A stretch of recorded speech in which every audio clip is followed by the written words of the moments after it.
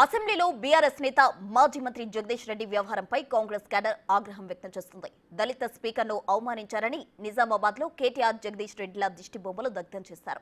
గడ్డం ప్రసాద్ కుమార్పై జగదీష్ రెడ్డి అనుచిత వ్యాఖ్యలు చేయడాన్ని తీవ్రంగా ఖండించారు. మున్ముందు ఇలాంటి వ్యాఖ్యలు చేస్తే గుణపాఠం చెప్తామని, దళిత గిరిజనులు మీ అంతు చూస్తారని హెచ్చరించారు.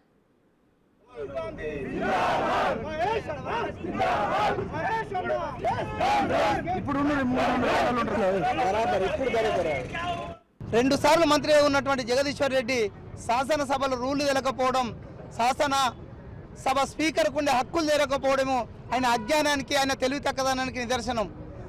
ఒక పక్క స్పీకర్ వారిస్తూనే ఉన్నాడు, అయినప్పటికీ తప్పుడు మాటలతో స్పీకర్ను అవమానించే విధంగా మాట్లాడినటువంటి జగదీశ్వర్ రెడ్డిని వెంటనే శాసనసభ నుండే బర్తరఫ్ చేయాలని కాంగ్రెస్ పార్టీ డిమాండ్ చేస్తుంది.